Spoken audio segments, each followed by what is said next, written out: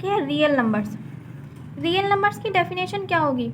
अभी हमने पीछे पढ़ा था कि रियल नंबर्स को हमने दो पार्ट्स में डिवाइड कर दिया था, रेशनल और इरेशनल में, है ना।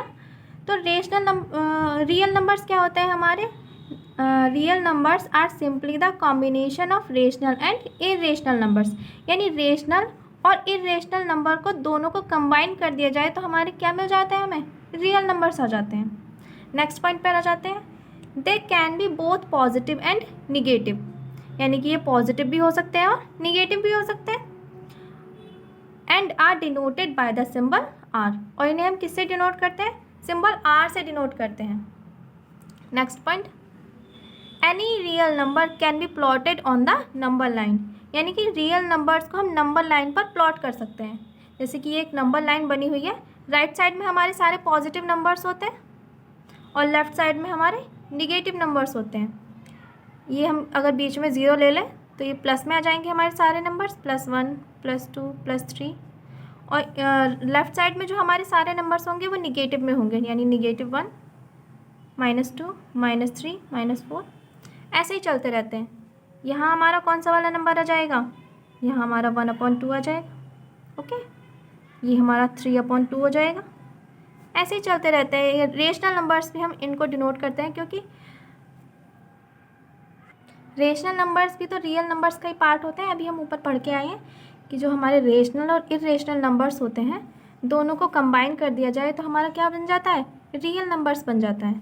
तो रेशनल नंबर्स को भी हम यहाँ डिनोट कर सकते हैं। आगे आ जाते हैं।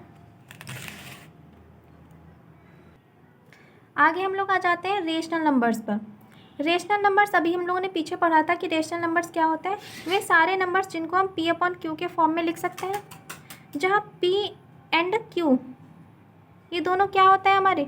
ये दोनों रियल नंबर्स होंगे। ओके, और Q not is equal to 0 होता है। ओके, रेशनल नंबर्स में भी 1/2 2/3 होल नंबर्स भी जितने आते हैं वो सारे रेशनल नंबर्स में ही आ जाते हैं हमारे, यानी कि नॉर्मली 2 3 ये भी सारे रेशनल नंबर में ही आएंगे। नेक्स्ट आ जाता है इरेशनल नंबर्स। इरेशनल नंबर्स जिन्हें हम P/Q के फॉर्म में नहीं लिख सकते। ओके, एग्जाम्पल के लिए ले लेते हैं, √3 √5, ये सारे हमारे इरेशनल नंबर हो जाते हैं। नेक्स्ट आ जाते हैं इंटीजर्स। इंटीजर्स अभी हमने पहले पढ़े थे, जो -∞ टू +∞ सारे नंबर्स होते हैं वो सारे हमारे क्या होते हैं? इंटीजर्स होते हैं। 0 भी इसमें आ जाता है, ऑल पॉजिटिव नंबर भी इसमें आ जाते हैं और ऑल निगेटिव नंबर भी इसमें आ जाते हैं। ओके, आगे आ जाते हैं होल नंबर्स।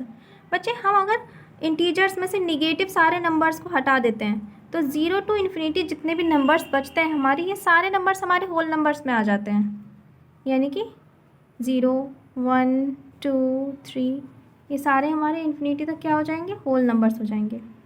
अब होल नंबर्स को भी हमने 2 पार्ट्स में डिवाइड कर दिया था, 0 अलग कर दिया था और 1 टू ∞ अलग कर दिए थे।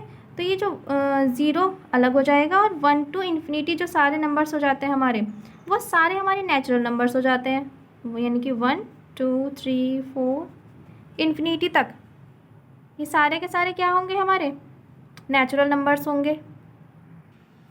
आगे आ जाते हैं प्राइम नंबर्स पर। प्राइम नंबर्स क्या क्या नाम होते हैं? प्राइम नंबर्स वे सारे नंबर्स होते हैं हमारे जिनके सिर्फ 2 फैक्टर्स होते हैं। 2 फैक्टर कौन कौन से? 1 एंड इटसेल्फ, यानी कि वे सारे नंबर्स जिनके सिर्फ 2 फैक्टर होंगे, 1 होगा और इटसेल्फ, जैसे कि 3 5 11 17, ऐसे ही सारे नंबर्स। ये सारे नंबर्स जो होते हैं वो हमारे प्राइम नंबर्स होते हैं। ओके, इसमें 2 भी हो जाता है जो कि सबसे स्मॉलेस्ट प्राइम नंबर है। ओके, नेक्स्ट आ जाते हैं हम लोग कंपोजिट नंबर पर। अब ये तो सारे नंबर्स वो हो गए जिनके सिर्फ 2 फैक्टर होंगे। बाकी के जो सारे नंबर्स बचे हुए होंगे वो ऐसे नंबर्स होते हैं जिनके 2 से ज़्यादा फैक्टर्स होते हैं, यानी कि 1 भी होगा, इटसेल्फ भी होगा एंड अदर कोई भी नंबर भी हो सकता है, यानी कि 3 एंड मोर देन 3, यानी कि यहाँ कितने नंबर ऑफ फैक्टर्स हो जाएंगे?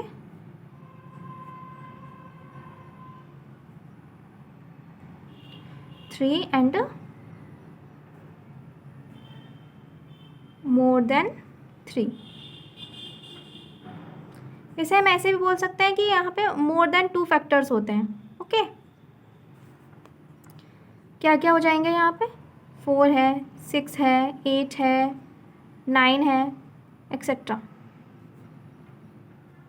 ओके, अब 1 क्या होता है? 1 ना तो प्राइम नंबर होता है हमारा और ना ही कंपोजिट नंबर होता है। 1 को हम अलग ही कैटेगरी में रखते हैं। ओके, 1 ना तो हमारा प्राइम नंबर्स में काउंट होगा और ना ही कंपोजिट नंबर में काउंट होगा। ठीक है ना?